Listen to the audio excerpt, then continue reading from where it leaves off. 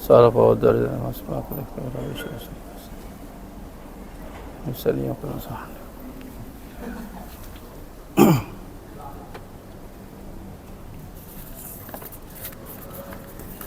والله بسم الله الرحمن الرحيم إن الحمد لله نحمده ونستعينه ونستغفره ونعوذ بالله من شرور أنفسنا ومن سيئات أعمالنا من يهد الله فلا مضل له ومن يضلل فلا هادي له أشهد أن لا إله إلا الله وحده لا شريك له وأشهد أن سيدنا ونبينا محمدا عبده ورسوله اللهم صل وسلم على سيدنا محمد وعلى آله وصحبه ومن تبعهم بإحسان إلى يوم القيامة أما بعد فيا أيها الناس أوصيكم ونفسي بتقوى الله فقد فاز المتقون وقال الله تعالى يا أيها الذين آمنوا اتقوا الله حق تقاته ولا تموتن إلا وأنتم مسلمون وفي آية أخرى يا أيها الناس اتقوا ربكم الذي خلقكم من نفس واحدة وخلق منها زوجها وبث منهما رجالا كثيرا ونساء واتقوا الله الذي تساءلون به والأرحام إن الله كان عليكم رقيبا معاشر المسلمين وزمرة المؤمنين رحمكم الله. Saya selaku khatib berwasiat kepada diri pribadi dan juga kepada para jemaah, marilah kita tingkatkan takwa kepada Allah Subhanahu wa taala dengan sebenar-benar takwa, dengan menjalankan seluruh perintah Allah dan menjauhi segala larangan-larangannya. Alhamdulillah saat ini kita berada dalam fase peralihan masa atau hijriyah. Bulan Zulhijjah berakhir berganti dengan Muharram sebagai awal bulan tahun Hijriyah. Pergantian tahun ini tidak boleh dimaknai sebagai pergantian seperti biasanya.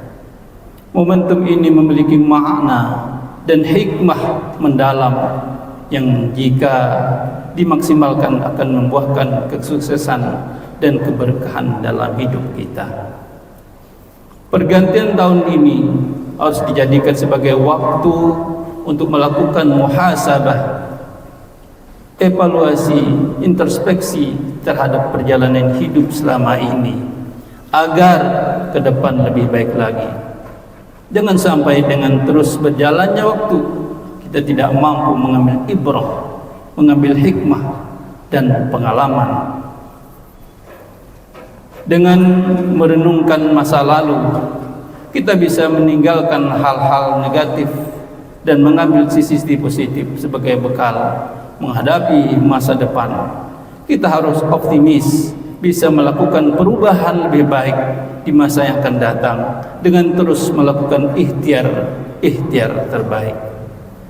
Ma'asyiral muslimin wa zumratal mu'minin rahimakumullah. Dalam mengarungi kehidupan melalui ikhtiar ini, kita juga harus menyadari bahwa kita tidak tahu apa yang akan terjadi hari esok. Kita diperintahkan untuk melakukan ikhtiar, usaha, dan setelah itu kita diingatkan untuk bertawakal kepada Allah Subhanahu wa taala. Dalam surah Luqman ayat 34, A'udzubillahi minasyaitonir rajim. Innallaha 'indahu 'ilmus sa'ah wa yunazzilul ghaitha wa ya'lamu ma fil arham wa ma tadri nafsum madza taksibu ghada wa ma tadri nafsum bi aidi ardin tamut innallaha 'alimun khabir. Yang artinya, sesungguhnya Allah memiliki pengetahuan tentang hari kiamat, menurunkan hujan dan mengetahui apa yang ada dalam rahim. Tidak ada seorang pun yang dapat mengetahui dengan pasti apa yang akan dia kerjakan hari esok. Begitu pula tidak ada seorang pun yang dapat mengetahui di bumi mana dia akan mati. Sesungguhnya Allah Maha mengetahui lagi Maha teliti. Ayat ini menunjukkan kekuasaan Allah atas masa depan dan ketidaktahuan kita tentang apa yang akan terjadi hari esok. Dalam satu ayat ini Allah menunjukkan 5 kekuasaannya sekaligus tentang masa depan. Pertama, Allah lah yang tahu kapan kiamat akan terjadi. Tidak ada satupun manusia yang tahu kapan kiamat akan datang. Kedua, Allah lah yang mengetahui kapan hujan akan turun untuk menghidupkan bumi ini dengan memberi rezeki kepada manusia untuk bekal kehidupan di dunia. Ketiga, Allah lah yang tahu apa yang ada dalam kandungan seorang ibu. Dan yang keempat, Allah lah yang tahu nasib kita di masa yang akan datang. Kita hanya berusaha, berikhtiar dengan cara yang terbaik. Namun Allah lah yang akan menentukan hasilnya. Dan yang kelima, Allah lah yang tahu kapan seseorang akan mati. Tidak ada manusia yang bisa merencanakan umurnya, meninggal di dunia di mana dan di mana dia akan dikebumikan atau dikuburkan. Namun kematian merupakan keniscayaan yang akan dihadapi oleh semua makhluk yang bernyawa. Kullu nafsin za'iqatul maut. Masyaallah muslimin wa zumratul mu'minin rahimakumullah. Mari kita renungi pesan Rasulullah sallallahu alaihi wasallam dalam sebuah hadis yang diriwayatkan oleh Imam Hakim.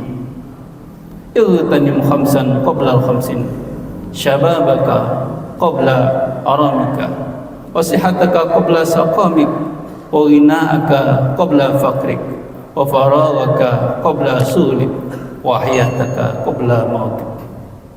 Gunakan 5 perkara sebelum datang 5 perkara.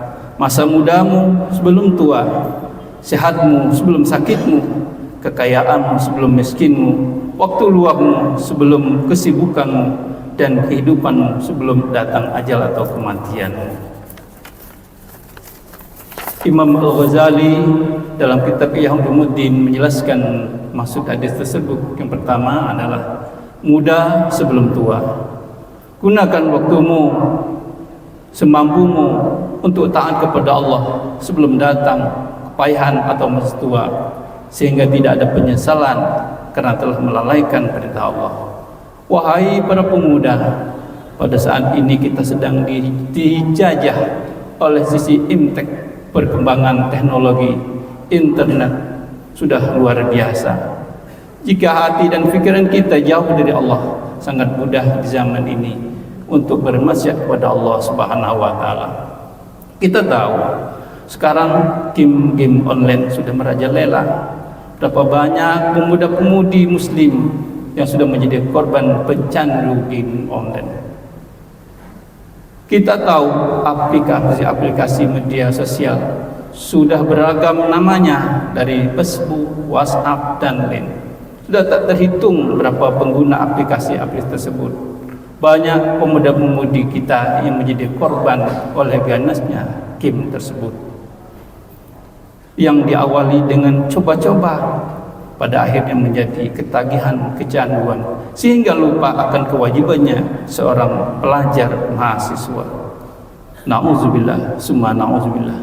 Para orang tua harus lebih ketat mengawasi mereka supaya jangan timbul penyesalan baik pelaku atau orang tua. Dan yang kedua adalah sehat sebelum sakit. Manfaatkan waktu sehat sebelum nikmat sehat itu untuk memperbanyak amal kepada Allah Subhanahu wa taala dan kebaikan-kebaikan sebelum datang waktu sakit kita, sehingga kelak tidak ada penyesalan pada hari kebangkitan, pada hari kiamat, karena kita telah membawa amalan-amalan soleh. Dan yang ketiga, kayamu sebelum miskin. Imam Al-Ghazali menjelaskan makna dari memanfaatkan masa kaya ini untuk memperbanyak sedekah kepada fakir miskin dengan harta yang dimiliki, sehingga tidak menjadi fakir di dunia dan melarat di akhirat nanti. Kita manfaatkan momen di bulan Asyura atau 10 Muharram ini dengan bersedekah menyantuni anak yatim yang saat ini diamanahkan oleh Allah Subhanahu wa taala sebagai hamba yang memiliki kelebihan harta.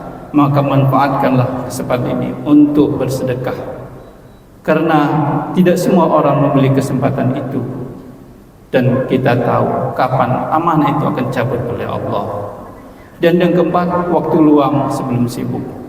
Manfaatkan waktu luang ketika di dunia ini untuk banyak ibadah sebelum sibuk dengan kengerian kedahsyatan hari kiamat yang diawali dengan alam barzakh atau alam kubur, sehingga kita selamat dari siksa dan kehinaannya.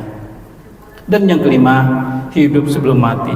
Manfaatkanlah untuk banyak beramal selama masih hidup di dunia ini sebelum datang kematian. Orang yang sudah mati terputus semua amalnya kecuali amal jariah yang selalu mengalir kepada mereka.